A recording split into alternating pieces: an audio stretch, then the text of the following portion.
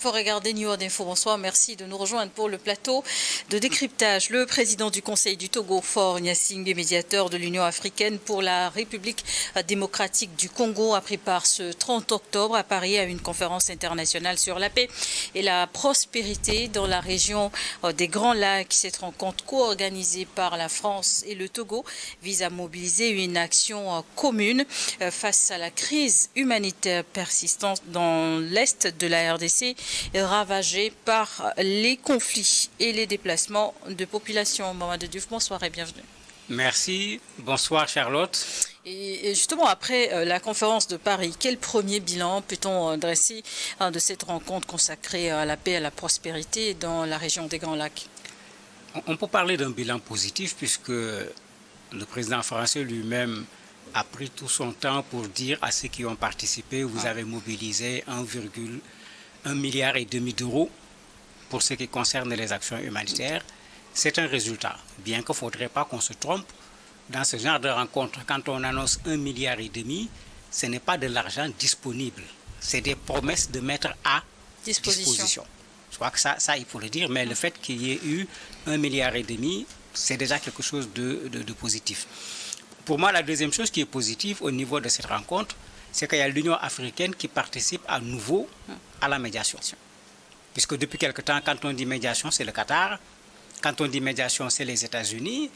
Et ces deux pays n'ont même pas pris la peine, ne serait-ce que de façon symbolique, d'inviter l'Union africaine, puisque c'est un problème qui se pose sur le sol africain. Donc la médiation de l'Union africaine se remet au devant de la table.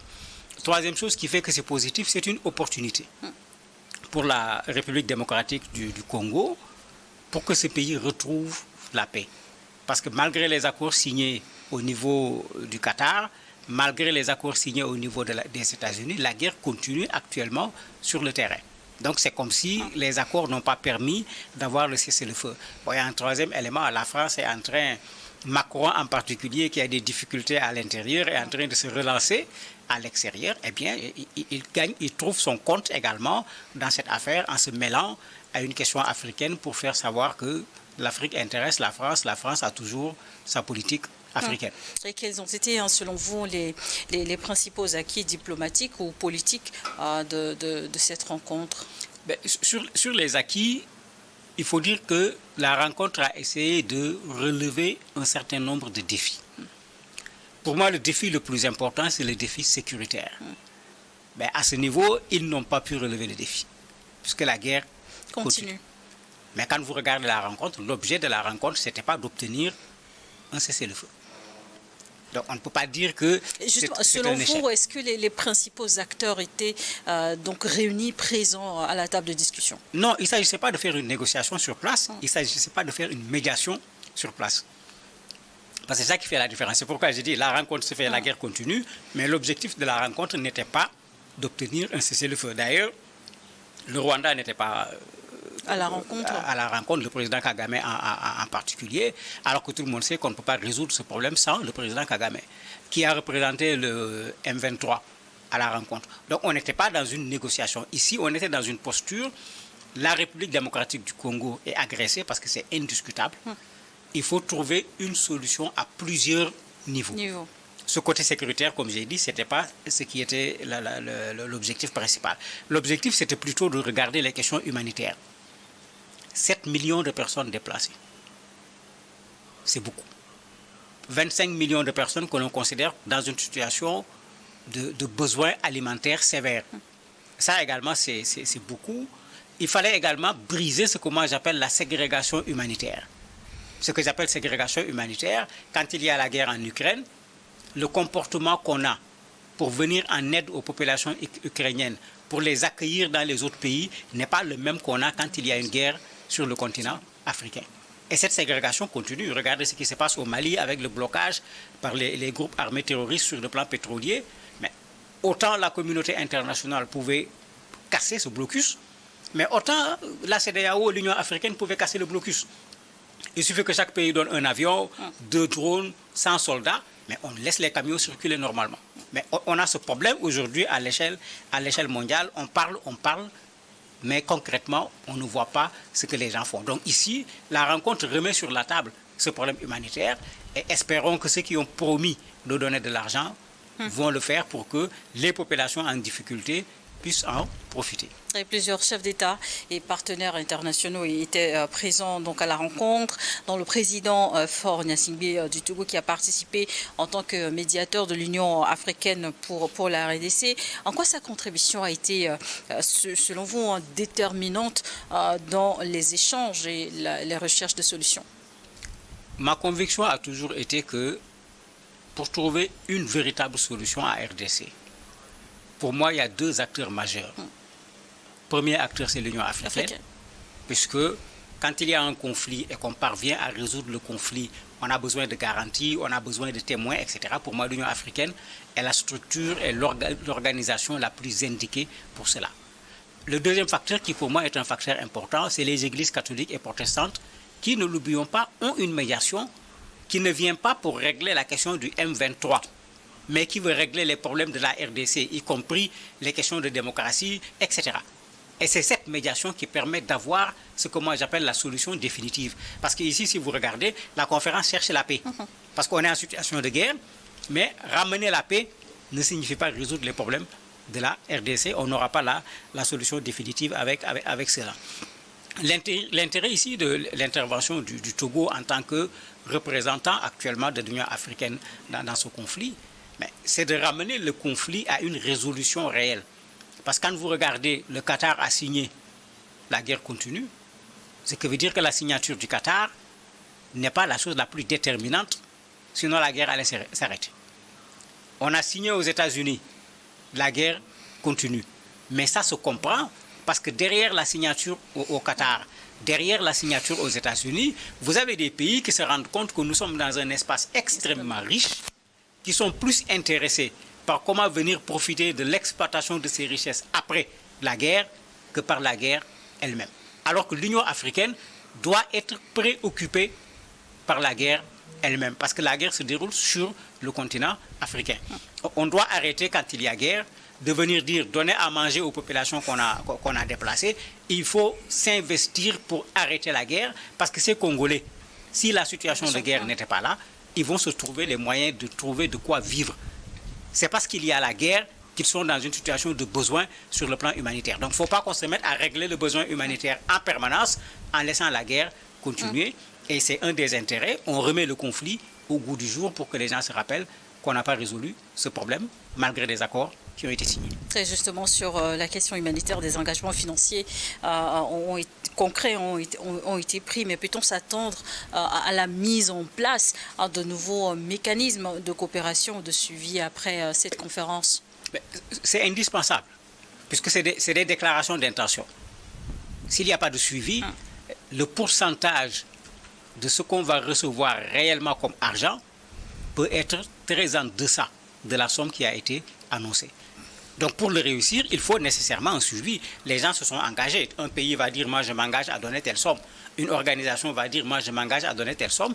Il faut un suivi pour qu'il y ait une entrée de ces fonds, mais il faut également un suivi pour que ces fonds soient utilisés pour ce pourquoi ces fonds avaient été collectés. Et là, ça pose déjà un problème parce qu'il y a encore des difficultés dans la zone pour permettre même à l'aide humanitaire sur place de pouvoir accéder aux populations. Donc il va falloir également travailler sur cela.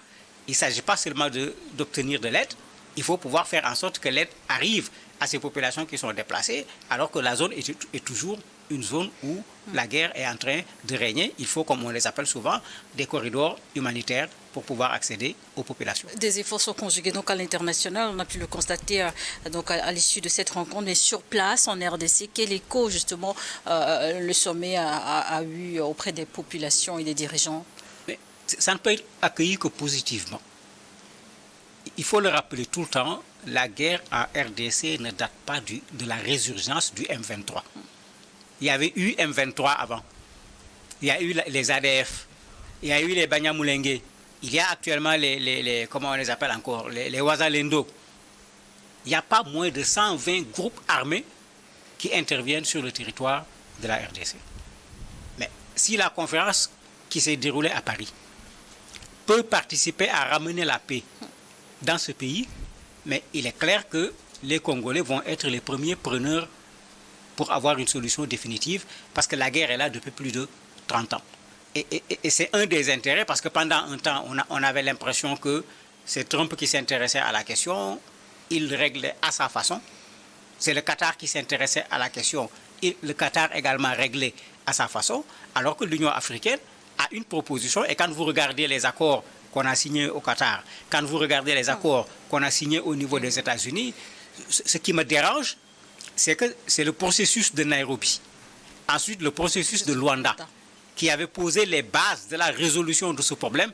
Ce sont les éléments qui sont dans ce processus qui ont été repris par ces deux accords, et on a mis l'Union africaine de côté, alors que c'est l'Union africaine qui était dans ce processus-là pour pouvoir trouver une solution.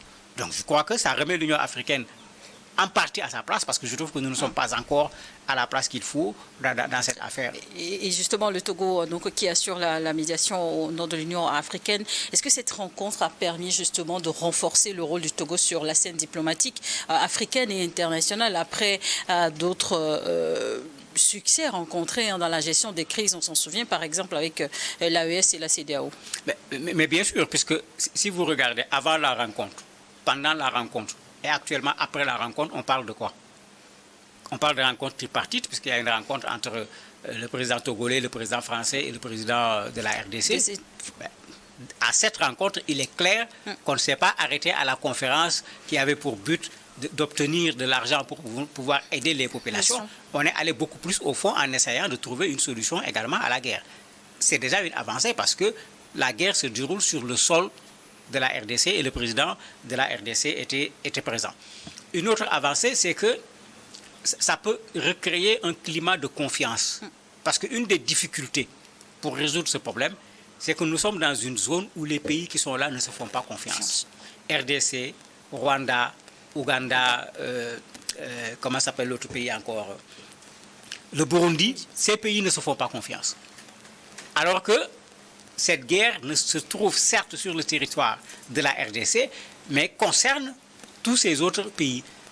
Pour résoudre le problème, il va falloir l'implication de ces pays. Justement, est-ce que d'un point de vue plus global, pensez-vous que cette initiative puisse contribuer à relancer la dynamique de paix dans toute la région des Grands Lacs dans son ensemble? Mais si on veut résoudre le problème de la RDC, en réduisant le problème à la RDC seul, on ne réglera pas le problème. Donc, il est indispensable, effectivement, qu'on essaye de régler le problème au niveau de la zone. Parce que parmi les problèmes qui font que la guerre est toujours là, c'est la richesse de la RDC. Mais quand vous regardez cette question de la richesse de la RDC, dans ce pays, il y a de la contrebande minière.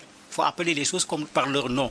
Et cette contrebande minière passe par le Rwanda, cette contrebande minière passe par l'Ouganda. Tout le monde le sait. Mais vous pouvez résoudre ce problème sans le Rwanda?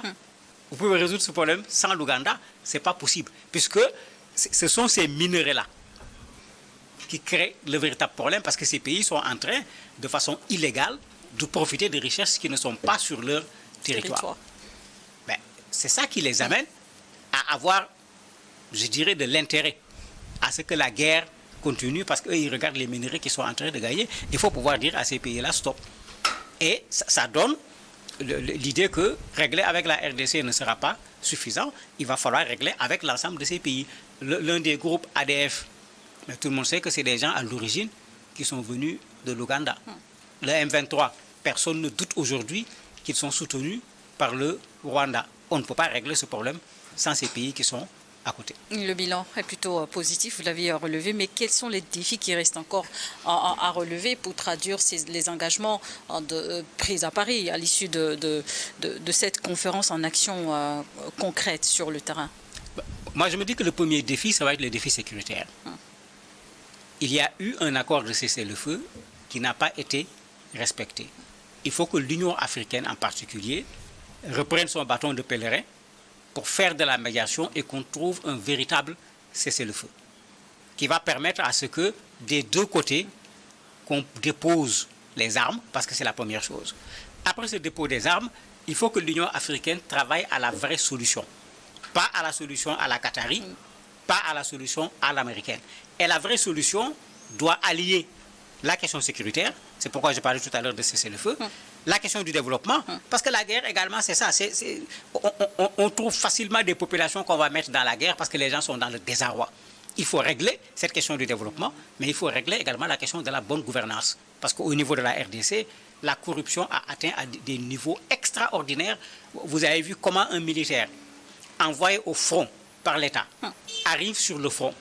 Il décide de laisser le front et d'aller rejoindre le M23.